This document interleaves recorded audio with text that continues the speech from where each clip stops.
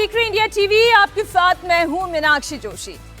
कहते हैं जो जीता वही सिकंदर। भले ही साउथ अफ्रीका से बहुत बड़े मार्जिन से इंडिया ना जीती हो, लेकिन टीम इंडिया के खिलाड़ियों ने जिस तरीके का अद्भुत सामंजस्य दिखाया, जिस तरीके का साहस उन्होंने दिखाया, उनकी रणनीति साउथ अफ्रीका पर हर मोर्चे पर भारी पड़ती दिखाई दी। फिर चाहे आप उसे बॉलिंग कहें, बैटिंग कहें, या फिर जिस तरीके से स्काई ने वो कैच लिया था, वो टर्न पॉइंट, आपको वो तस्वीर याद होगी। ऐसा लगा कि शेर के मुंह से निवाला छीन लिया गया हो। अगर आप इसकी तुलना साल 2024 के चुनाव से करें, क्योंकि ये तो कहानी कुर्सी की शो है, करीब करीब टीम मोदी की भी वैसी ही स्थिति नजर आ रही थी। बीच चुनाव एक वक्त विपक्ष ने ऐसा माहौल बना दिया था कि जैसे मोदी कहीं ये मुकाबला हार तो नहीं जाएंगे, लेकिन मोदी ने बाजी आखिर तक आके पलट दी। हार कर भी जीतने वाले को बाजीगर कहते हैं। कल रोहित बाजीगर बने और 2024 के चुनाव में मोदी बाजीगर बने। और सच्चाई यही है कि तीसरी बार प्रधानमंत्री नरेंद्र मोदी इस देश के प्रधानमंत्री हैं। लगातार टीम इंडिया की जीत और टीम मोदी की जीत, इसकी तुलना हम करेंगे। कहानी कुर्सी की में चर्चा होगी। एक जीत का जो तरीका था वो लगभग एक जैसा नजर आया और ये तारीख कोई भूल नहीं सकता। पहले तो 4 जून की वो तारीख जिस दिन नतीजा आया 2024 के चुनाव का, और कल 30 जून की तारीख जब भारत के हर क्रिकेट प्रेमी ने यह मैच देखा, टीम इंडिया की जीत का जश्न मनाया। टीम इंडिया की जीत पर भी कुछ लोग कम मार्जिन पर सवाल खड़े कर रहे थे और मैं कल लगातार सोशल मीडिया देख रही थी और कई तरीके की बातें हो रही थी, कई तो सरकास्म और सरकास्टिक कमेंट भी आ रहे थे। लेकिन इस तरह टीम मोदी के जीतने के बावजूद विपक्ष हारा हुआ बताने पर तुला हुआ है। कल ही हमने चर्चा की है कि ये क्या मॉरल डिफीट है मोदी की, बहुत सारी चर्चाएं हैं।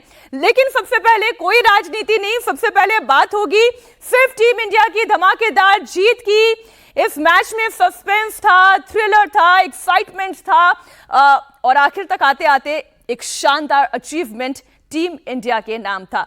4 बेहद खास मेहमान, वरिष्ठ पत्रकार हमारे साथ जुड़े हुए हैं। संगीत रागी साहब, बहुत स्वागत आपका। विजय त्रिवेदी जी, राहुल महाजन जी, समीर चौंगाकर जी। और मैं मान के चल रही हूं कि ये धमाकेदार मैच सबने देखा। संगीत रागी जी? मैंने तो देखा। मैंने भी देखा। मैंने देखा और आखिरी बॉल तक रोहित शर्मा के वो झंडा गाड़ने तक। हाँ, वो झंडा गाड़ने तक भी देखा। बहुत इमोशनल विराट कोहली को रोते हुए भी देखा, कई लोगों को, कई टीम के प्लेयर्स को रोते हुए देखा। उनकी आंखों में खुशी के आंसू थे और वाकई ये बहुत सुखद था। और एक वक्त मुझे कहने से कोई गुरेज नहीं होगा कि मैंने बीच में ट्वीट भी किया कि जब कोहली खेल रहे थे तो जिस प्रकार से ठक ठक एक रन बॉल जो है वो बैट पर आ नहीं रही थी, वो बेचारे चाह रहे थे मारना लेकिन मार नहीं पा रहे थे। और 50 के तक तो जो वो खेले वो एक ढंग से वैसा लग रहा था कि जैसे 5 डे का मैच होता है, टेस्ट क्रिकेट खेल रहे हों, एक एक रन।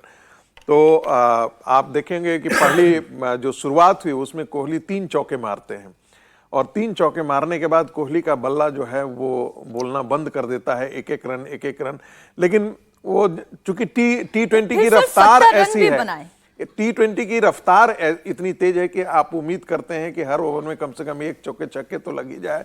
ये नहीं मारे तो वो नहीं मारे। लेकिन अक्षर पटेल ने जिस ढंग से बैटिंग किया, वो उनकी बैटिंग और उनका आउट होना दोनों मैंने कह सकते हैं कि वो लेथार्जी के कारण आउट हुए और जो खेला उन्होंने लाजवाब खेला अक्षर पटेल ने।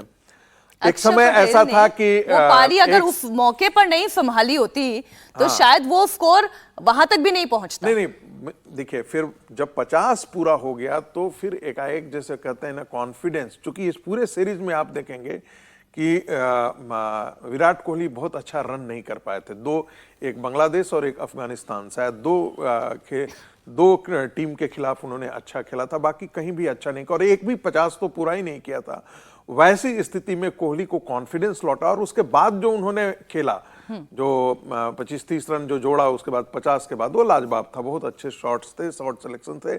लेकिन इसके बावजूद भी हम ये मान करके चल रहे थे कि 20 रन शॉट इस विकेट पर है और वो वैसा दिख भी रहा था जिस प्रकार से साउथ अफ्रीका की बैटिंग जो है वो 3 विकेट गिरने के बावजूद भी जिस प्रकार से संभाला, और मिलर वगैरह आकर के 10 ओवर तक कमोबेश एक ही जैसा रन दोनों ही टीम का नहीं, 10 ओवर में ज्यादा था, ये लोग 80 के पास ही था, हम 80 से कम थे, वो 80 के ऊपर थे, 81 रन थे, तो लगा आप तो भी एक रन को गिनिएगा, 80 के ऊपर 1 रन थे, लेकिन और थे तो पास ही। नहीं, लेकिन जो 26 बॉल और 26 रन, ये एक ऐसी स्थिति थी जिसको जो कह रहे थे विजय जी बीच में कह रहे थे कि हम लोग खाना खाने के लिए गए थे, सन्नाटा था, हमारे यहाँ भी सन्नाटा था, हम लोग कह रहे थे अब तो मैच गया। लेकिन जिस प्रकार से बुमराह की बॉलिंग आई और उसके बाद जो स्थितियां बदली, उसके बाद मैं बताऊं वो कौन सा मोमेंट था विजय जी जब मुझे ऐसा लगा कि हाय मैच चला तो नहीं गया हाथ से।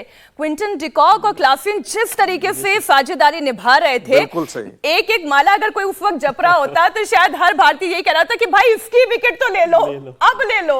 नहीं, बिल्कुल ठीक बात है, लेकिन एक तो सबसे पहले हमारी जो टीम है उसको बहुत बहुत मुबारकबाद की बात है ना? बिल्कुल।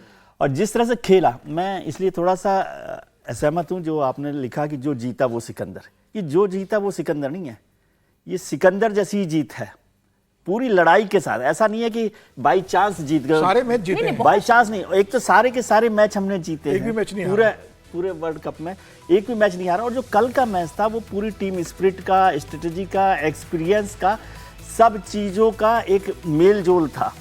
विराट के लिए भी जैसे हम बात कर रहे हैं, कोहली के लिए, कोहली को उस समय वैसी ही जरूरत थी। यदि वो खड़े नहीं रहते, स्टैंड नहीं करते 3 विकेट के बाद, तो वो टीम बहुत जल्दी लड़खड़ा आ जाती। तो मौके पर लेकर आना तो एक्सपीरियंस जो है ना वो भी बहुत काम में आता है। हमें समझ में आता है कि हम लोग कह रहे थे कि बुमराह को एक ओवर पहले और लाना चाहिए था। और अक्षर ने भी जैसे खेला, लेकिन टीम का एक एक मेंबर जो है ना वो जबरदस्त तरीके से खेला और हर एक को उसकी क्रेडिट दी जानी चाहिए, चाहे वो रोहित को कैप्टन के तौर पर भी, और इतनी लंबी पारी कैप्टन के तौर पे कि 2 वर्ल्ड कप जीतने वाली टीम का वो मेंबर रहे हों रोहित। और आप सोचिए एक और महत्वपूर्ण बात हुई कि 2 हमारे बड़े दिग्गज क्रिकेटर्स कोहली और रोहित ने संन्यास लिया T20 से। ये भी बहुत कम किस्मत वालों के पास होता है। हम जब संन्यास के या पीक पर होते तो बिल्कुल लास्ट में 0 पर और 2 पर आउट होते हैं। ऐसी शानदार जो विदाई है ना वो भी बहुत कम लोगों को मिलती है। इसमें जब आपने संन्यास की बात की तो इसमें इंपॉर्टेंट बात यह है कि T20 इंटरनेशनल फॉर्मेट से रोहित और विराट कोहली दोनों ही हट चुके थे। हाँ। उनको दोबारा लाया गया टीम में, जिसके बाद ये परफॉर्मेंस है। नहीं, मैं कह रहा हूं जब संन्यास ले रहे हैं तो उस समय वो ऐसा पीक है कि वो हमेशा याद रहेगा। हाँ। किसी को हटा दें फिर आप उसको लेके आए, ये और मुश्किल काम होता है। वो जो है इस तरह से परफॉर्म करे, वो ज्यादा बहुत बड़ी बात होती है। समीर जी देखिए, अब रोहित और विराट कोहली के लिए तो मैंने पूरा आधा घंटा रखा हुआ है और तफसील से उन दोनों खिलाड़ियों की बात होगी, और आज तो दिन भर बात की जानी चाहिए। इतना शानदार मैच रहा, लेकिन अगर turning points of the match, Sameer ji आपके लिए इस मैच के टर्निंग पॉइंट्स क्या? देखिए, टर्निंग पॉइंट बताऊं उसके पहले मैंने टीवी उस समय लगभग बंद ही कर दिया था जब देखा कि 34 रन पे 3 विकेट हो गए, कि पंत 0 पे चला गया, सूर्य कुमार आउट हो गए थे, पंत आउट हो गया था, रोहित शर्मा आउट हो गए थे, सिर्फ विराट कोहली और अक्षय पटेल आया। तो मुझे लगा अक्षय पटेल अब क्या करेंगे, जब 3 बड़े खिलाड़ी बहुत मतलब 34 रन पे 3 विकेट हो गए, तो मुझे लगा था बहुत मुश्किल होगा इंडिया की वापसी में, क्योंकि पहले बैटिंग करना पड़ रही है और बाद में साउथ अफ्रीका बैटिंग करेगी तो वो मुझे लगता है स्कोर चेस कर लेगी। वैसे भी साउथ अफ्रीका की टीम मानी जाती है कि स्कोर को चेस करने में वो एक्सपर्ट मानी जाती है। तो मुझे लग रहा था कि भाई 50% मैच हम हार गए, लेकिन विराट कोहली जो जिनके नाम में ही विराट है और जिन्होंने हमेशा से भारतीय क्रिकेट को एक विराट ऊंचाइयों पर पहुंचाया अपने प्रदर्शन से, और उनका जुनून खेल के प्रति जो रहा है, भारतीय क्रिकेट पे जो उनका कंट्रीब्यूशन रहा है, उनका अनुभव कल काम आया। वो समझ गए थे मुझे टीम की जिम्मेदारी कैसे निभाना है। भले ही मैं टीम का कप्तान नहीं हूं, लेकिन टीम की जिम्मेदारी अब मेरे ऊपर है पूरी। और जिस तरीके से उन्होंने अक्षय पटेल को भी उन्होंने गाइड किया, खुद खेले और 76-75 रन का स्कोर वो लेकर गए इस डिफिकल्ट पिच के ऊपर, मुझे लग रहा है वो एक बड़ा टर्निंग पॉइंट है। इसके अलावा सूर्य कुमार ने जो कैच पकड़ा, बिल्कुल आप ठीक है, आउटफील्ड तो पूरी फ्लो नजर आ रही है। बिल्कुल, और सूर्य कुमार यादव ने जो कैच पकड़ा है वो भी एक बड़ा मतलब टर्निंग पॉइंट है कि जिस समय अगर वो कैच छूट जाता या वो छक्का हो जाता तो मुझे लग रहा है फिर भारतीय के हाथ से वो मैच निकल गया था। वो कैच पकड़ने के बाद मुझे लग रहा है 140 करोड़ भारतीय को लगा कि हमारी अब वापसी हो रही है। विपक्ष को ये लगा मैं राजनीति लेकर आ रही हूं। मेरे बेटे ने कहा कि देखो तुम सब गलत बोल रहे हो, एक्चुअल जो है वो क्लासन की था। क्लासन को जो आउट किया वो तो खैर है ही। वो तो वाकई नहीं, तो लग रहा था मैंने कि तो मैच बात ही जो है वो वहीं से शुरू की मैच ओवर तो जो है मैंने 3 तो ओवर यही में खत्म कहा हो कि जाएगा। क्विंटन डिकॉक और क्लासेन ये एक ऐसी साझेदारी थी जिसके लिए तो माला फेरी जा रही थी कि ये जोड़ी टूटे तो मैच एक बार फिर से अपने हाथ में आए। तो ये और उसके बाद फिर स्काई का मिलर का वो कैच जिसका भी समीर जी ने जिक्र किया। क्रिकेट की खेल की बात करें और खेल के साथ अगर राजनीति को भी जोड़े तो मुझे लगता है कि जिस तरीके से महेंद्र सिंह धोनी ने अपने शिखर पे रहते संन्यास लिया था, सुनील गावस्कर शिखर पे रहते हुए चले गए थे, आज रोहित शर्मा ने, और जिस तरीके से विराट कोहली ने अपने शिखर पर रहते हुए उन्होंने घोषणा कर दी जीतने के बाद, तो मुझे लगता है कि राजनेताओं को भी सीखना चाहिए कि अपने शिखर पर रहते भी वो मतलब युवाओं के लिए जगह खाली करें। खेल और राजनीति में समानता कहीं ना कहीं होना चाहिए। मुझे लगता है लंबे समय तक राजनेता 90 साल 85 साल तक राजनीति में घसीटते रहते हैं, तो ये वो भी एक आदर्श पेश कर सकते हैं कि अब हम शिखर पर छोड़ रहे हैं और युवाओं को एक आदर्श खड़गे जी तो देख रहे होंगे ना, तो नहीं ये किसके लिए बोलना चाह रहे हैं वो भी सभी राजनीति के लिए एक बात कह रहा हूं, मतलब राजनीति के अंदर बहुत शानदार खेल का मैच रहा है। खड़गे जी 84 हो गए हैं ना, नहीं, मुझे तो वो बात बहुत शानदार लगी। विजय जी ने एकदम शो शुरू होने से पहले ये बोला कि चूंकि पिछली मर्तबा वर्ल्ड कप मैच जो है 68 रन से जीता था और इस बार 7 रन से जीता। सोशल मीडिया पर बहुत चल रहा है कि वो मोरल डिफीट है पार्ट इंडिया टीम की तो वो पॉलिटिकल रेफरेंस उसका है। पॉलिटिकल रेफरेंस कली तो चर्चा हुई है। तो आप दूसरे दलों के साथ सरकार बना सकते हैं, मैच में नहीं कर सकते ना। नहीं, आईपीएल में चलता है, अभी वर्ल्ड कप में नहीं चल रहा था। लेकिन ये हम लोग जब भी नेगेटिव होते हैं तो किसी भी तरह से मेरे को हैरानी होती है कि जो लोग कमेंट कर रहे होते हैं जी। वो जिन लोगों ने बैट नहीं कभी उठाया भी होगा और उठाया होगा तो घर ही ले गए होंगे जब हार आउट होने के बाद कमेंट करते हैं वो कौन सा राजनीति में। मुझे लग रहा है इसमें कि राहुल द्रविड़ को भी एक क्रेडिट देना चाहिए। नहीं ज्यादातर क्रिकेट पे ही होने वाली है। विजय जी लाइटर नोट पे शादी नहीं करने का इसका मतलब नहीं है कि बारात के बारे में बात नहीं कर सकते हैं। बारात जो गया है वो तो बता ही सकता है, तो देखने वाला भी बता सकता है। समुद्र में डूबने कोई जरूरी नहीं है कि अंदर डूब करके ही समुद्र के बारे में बताया। हर्षवर्धन जी ने एक ट्वीट कर दिया, उसको लेकर भी बहुत चर्चा हो रही है, तो मैंने कहा हर्ष जी नहीं है तो मैं उसकी चर्चा कर दूं। हर्षवर्धन ने इस टीम का एक और मेंबर रहे जय शाह, जो बीसीसीआई के मतलब सब कुछ है, मुखिया एक तरह से, और वो भी पूरी टीम को देख रहे हैं। लेकिन उन्होंने एक तारीफ के लिए एक लाइन केवल लिखी है हर्ष ने, उस पर इतना ट्रोल कर दिया है सब लोगों ने। तो देखिए टीम में हर एक का एक मतलब होता है। अभी यदि टीम हार जाते हम तो जय शाह पर इतने कमेंट करते हैं, मैं वही कह रहा हूं, इतनी गालियां देते हैं कि भाई देखो इसको आता नहीं है। आपने पिछली बार देखा होगा कि पनौती शब्द का प्रयोग किया गया था, आपको याद होगा। हर्ष वर्ल्ड कप हारे थे आप, जब हम लोग वर्ल्ड कप हारे थे तो पनौती शब्द का प्रयोग किया गया था। तो मुझे लगता है कि हर्ष जी ने बिल्कुल सही ये दिया कि भाई देखिए सब टीम मैनेजमेंट से लेकर के हर खिलाड़ी जो होता है उसका हिस्सा सबका हिस्सा होता है। जब ये ऑर्गेनाइजेशन है, इंडिया टीवी है, तो आप ये मत देखिए एक कैमरामैन से लेकर के जो रिसेप्शन से लेकर के होता है हर की कोऑर्डिनेशन। हम कहते भी हैं कि ऑर्गेनाइजेशन का मतलब ये नहीं होता है कि 2-4 लोग, ऑर्गेनाइजेशन का मतलब होता है every component of the organization is working in harmony for the common purpose। तब वो जीत आप पहुंचते हैं, तब वो होता है, हर कोई एक दूसरे को सहारा दे रहा होता है। तो उसमें वाकई वो जीत के बधाई के पात्र हैं, क्योंकि उन्होंने लीड किया मैनेजमेंट के तौर पर। उन्होंने इस पूरी टीम को एक ढंग से लीडरशिप दिया, इसमें कोई दो राय नहीं है। राहुल द्रविड़ को मैंने आज तक इतना खुश होते हुए नहीं देखा है। वो बात वैसे जिस जोश से मतलब, और बहुत बड़ा क्रेडिट जो है वो चाहे विराट कोहली हो चाहे रोहित शर्मा हो। जब मीडिया भी रोहित शर्मा से बात करी थी तो उन्होंने कहा कि उनके कैबिनेट में बस एक ही चीज की कमी रह गई थी, इसलिए हमने ये ट्रॉफी जो है उन्हें समर्पित कर दी है। लेकिन जब हम बात 2 लीडर्स की करते हैं, एक वो लीडर जो मैदान पर अपनी टीम को लीड करता है और जीत दिलाता है, हम रोहित शर्मा की बात कर रहे हैं, और एक लीडर वो, क्योंकि 2 तारीखें ऐसी है, मैंने शुरुआत में अपने ओपनिंग कमेंट्स में कहा था कि एक 4 जून की तारीख जब 2024 के चुनाव का नतीजा आया और एक 30 जून 2024 की तारीख, ये दोनों तारीख देश कभी नहीं भूलेगा। आज प्रधानमंत्री नरेंद्र मोदी ने जब रोहित शर्मा से बात की तो वो क्या चर्चा हुई, एक बार वो भी दर्शकों को जरूर सुनाना चाहिए। प्रधानमंत्री तो रात को ही उनको बधाई दिया, रात को ही बधाई दे दी।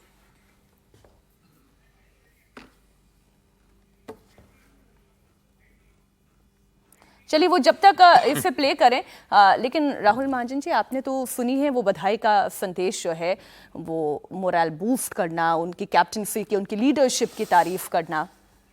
नहीं, बिल्कुल है। वो देखिए, जो अभी बात हो रही थी जिसमें प्रधानमंत्री के प्रति अपशब्द बोले गए थे और बाकी सब हुआ था, तब भी वर्ल्ड कप वाले उसमें प्रधानमंत्री स्टेडियम तक पहुंच गए थे। उन्होंने वहां पर लोगों का जो जोश है उसे बढ़ाने की कोशिश की थी। अगर वो हार गए थे तो उनको उस तरह से कहा था, मतलब एक तरह से टीम का मोरल डाउन था, तो उनको जो है किसी तरह से कोशिश की थी कि नहीं, ऐसा हो जाता है।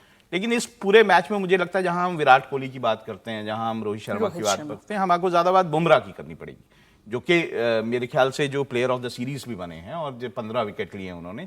बुमराह ने जिस तरह का प्रदर्शन किया वो सच में काबिल तारीफ है। प्रधानमंत्री ने भी मेरे ख्याल से उनको बहुत बधाई दी है। तो मुझे लगता है इस मैच में, इस पूरी T20 के जो वर्ल्ड कप है, इसमें बुमराह का जो योगदान है भारतीय टीम की तरफ से, वो बहुत ज्यादा सराहनीय है। इसमें यह भी जोड़ना पड़ेगा कि फाइनल मैच में तो हम जिस तरह से बुमराह, कोहली और इनको याद कर रहे हैं, रोहित को, लेकिन जो हमने बिना कोई मैच हारे पूरी सीरीज जीती है, तो उसमें हर मैच में किसी न किसी का एक बड़ा कंट्रीब्यूशन रहा है। तो पूरी टीम को आप देख सकते हैं, केवल एक फाइनल के मैच को देखें कि हमारे पहले 3 खिलाड़ी जल्दी आउट हो गए, ऐसा नहीं है। वो सब लोगों ने भी यहाँ तक पहुंचने में भी तो बहुत मदद की है कि हम फाइनल तक पहुंचे हैं। तो उन लोगों के कंट्रीब्यूशन को भी हमें याद रखना चाहिए। प्रधानमंत्री जी का आपने जिक्र किया, तो मैं इसलिए कह रहा हूँ, मैंने बहुत सारे मैचेस देखे हैं जिसमें हमारे पॉलिटिशियंस, प्रधानमंत्री या और जो लोग हैं वो मैच में जाते हैं, और यदि हमारी टीम हार रही होती है तो वो उससे पहले निकल कर आ जाते हैं, बिल्कुल चोरी से। लेकिन प्रधानमंत्री ने, जब वो टीम हार गई पिछली बार, जिसका जिक्र राहुल कर रहे हैं, तो वो उसके बाद भी वहां उनको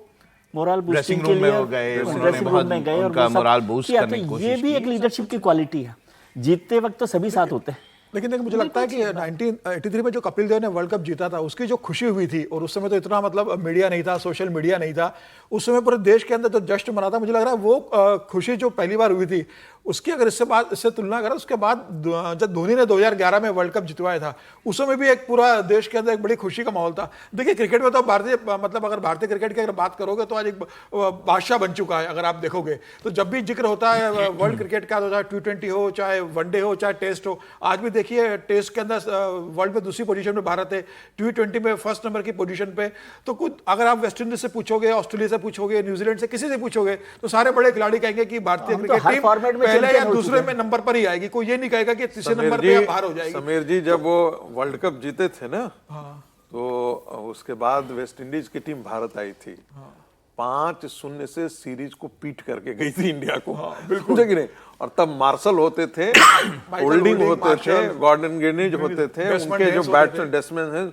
और सच तो है कि जब मार्शल की जो बॉलिंग होती थी ना, बड़े दिग्गज, खट से लगती थी, जैसे होता है ना, टक्कर आने के बाद लगता था कि क्या वो स्पीड है। लेकिन आज देखिए ना, आज 150 की स्पीड में आपके बॉलर फेंक रहे हैं। 140 तो एक न्यू नॉर्मल हो गया है। लेकिन सर, और उस समय जो है ना 130, उस समय 130 काफी था। काफी था उस समय। नहीं, लेकिन उस समय की इंडियन टीम और आज तो बिल्कुल बदल गया। आज तो किसी की हिम्मत नहीं है उसका मुकाबला करने की। बड़ी भूमिका मुझे लगता है कि आईपीएल की बड़ी भूमिका, आईपीएल ने जो खिलाड़ी दिए देश और टीम को दोनों को देखें, तो उस समय का देश और आज का देश, हाँ, दोनों उस समय की टीम और आज की टीम, बिल्कुल दोनों एक तरह से आगे बढ़। जितने बड़े सितारे निकल रहे हैं, पहली बार आपसे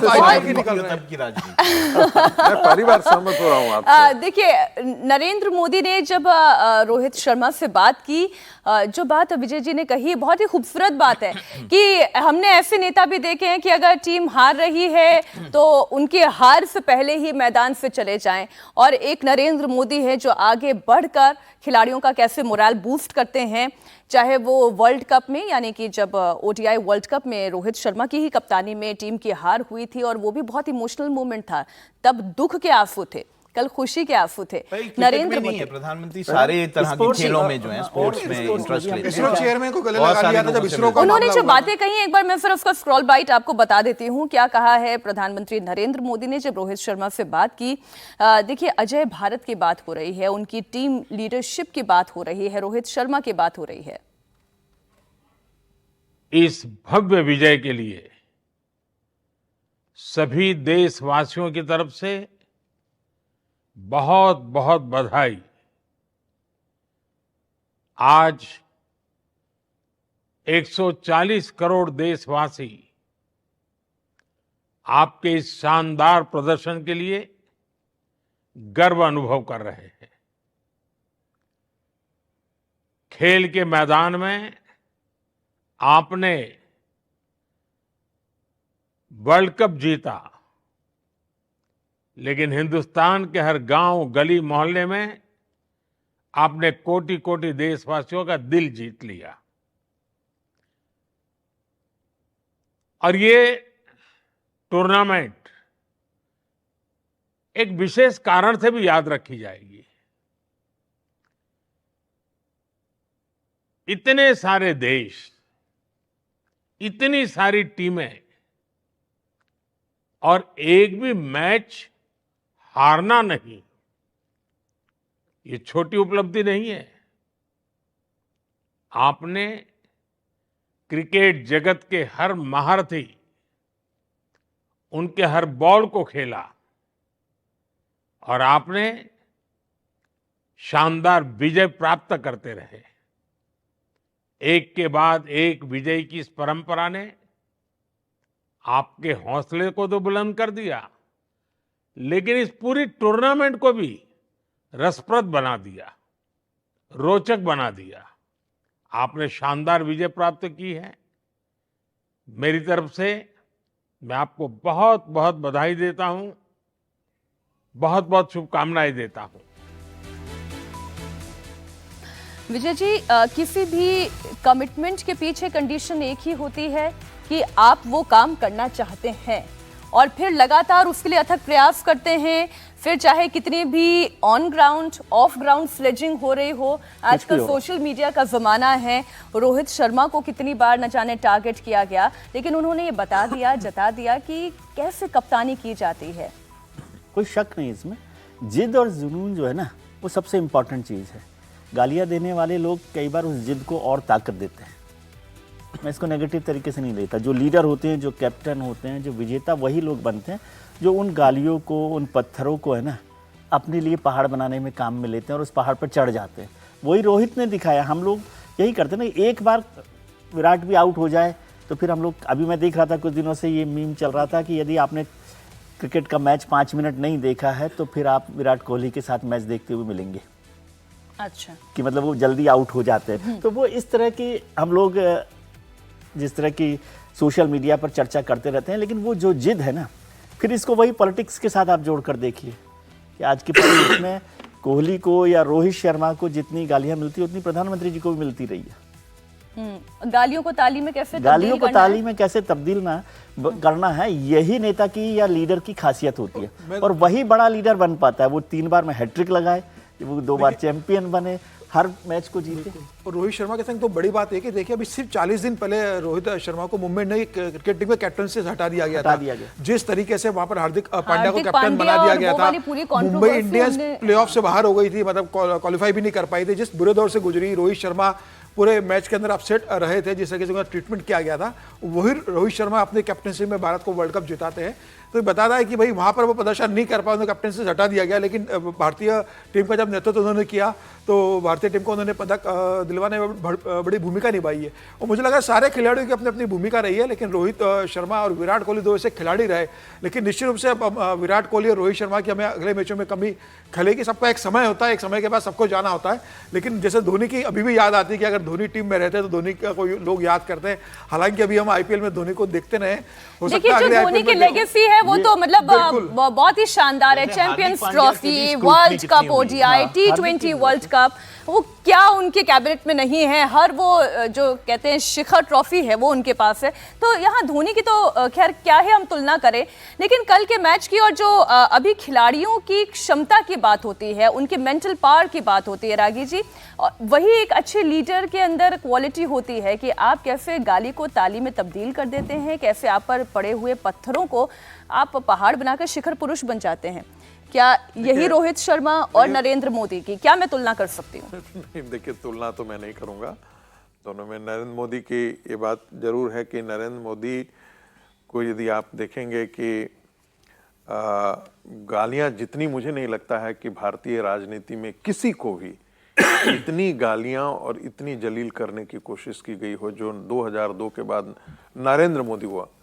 आज जो लोग बड़ी बड़ी बातें करते हैं टेलीविजन पर आकर के, गोदी मीडिया और नरेंद्र मोदी के लिए मीडिया बिछी हुई है, एक समय यही मीडिया थी जो एक फेमस हुआ था, एक बड़े पत्रकार हैं और उन्होंने कहा कैमरा तो हमेशा सच ही बोलता है। एक बड़ा उनका फेमस फोटो आया था एक पत्रिका में और ये बताने की कोशिश की गई थी कि भाई जो गुजरात के अंदर जो दंगे हुए हैं वो देखिए उसका सच क्या है। लेकिन ये भी सच भूल जाता है कि कैमरा तो उधर ही देखता है जिधर आप कैमरे के मुंह करते हैं। यदि कैमरा का मुंह जिधर होगा, कैमरा सच्चाई उधर की बताएगी, उसके पीछे की सच्चाई कैमरा नहीं बताती है। और ये आपके जर्नलिस्ट पर निर्भर करता है कि आप किस सच्चाई की तरफ आप कैमरा अपना ले जाना चाहते हैं और किसको आप छुपाना चाहते हैं। वही इसलिए ये नरेंद्र मोदी जो है इतनी चीज़ों के बाद, तमाम झंझावातों के बावजूद भी वो निखर करके ध्रुव तारा की तरह भारतीय राजनीति में आ जाएं। और मुझे कहने में ये कोई संकोच नहीं होता है कि सब प्रधानमंत्री को एक तरफ रख दीजिए और नरेंद्र मोदी को एक तरफ दीजिए, तब भी नरेंद्र मोदी का पलड़ा भारी मिलेगा। मैं इस दृष्टि से कह रहा हूं कि जिस प्रकार के विकास का ग्रामर उन्होंने किया है उसकी परिणति अभी नहीं, अभी जो दिख रही है तो दिख रही है, 5 साल बाद वो और नए स्वरूप में दिखेगी। मुझे कोई ऐसा कोना नहीं दिखता है जहां पर नरेंद्र मोदी की छाप आज के दिन में नहीं दिखती है। वो जब नेहरूवियन मॉडल होता था, उस नेहरूवियन मॉडल को इन्होंने पूरी तरह से डिसमेंटल कर दिया। हालांकि उसकी शुरुआत जो थी वो राजीव गांधी के समय से ही हो चुकी थी, लेकिन उसको नई धारा, नई दिशा देना, मुझे लगता है कि ये अद्भुत संगम रहा जहां संस्कृति, वैभव, विरासत, इन सारे का समायोजन करके एक प्रधानमंत्री भारत को एक नई दिशा दे रहा हो। मैं इसी बात को थोड़ा सा और आगे बढ़ाऊंगी। एक छोटे से ब्रेक के लिए हमें रुकना होगा और हमें बार बार रोहित शर्मा की कप्तानी की, उनकी लीडरशिप क्वालिटी की बात करनी होगी। पूरी एक टीम को लेकर कैसे आगे बढ़ते हैं, तमाम आलोचनाओं के बीच में भी अपने बल्ले से कैसे उन्होंने जवाब दिया। हमने विराट कोहली की भी तारीफ की, लेकिन इससे थोड़ी सी और विस्तार में चर्चा करेंगे कि पूरे टूर्नामेंट के दौरान वो भले ही स्ट्रगल करते हुए नजर आए, लेकिन अगर 70 रन की पारी ये आखिरी मैच में, इस फाइनल मैच में नहीं होती तो क्या हम ये जीत हासिल कर सकते थे। दोनों ही शानदार खिलाड़ी हैं, संन्यास ले रहे हैं, तस्वीरें हमने देखी। चर्चा इस ब्रेक के बाद।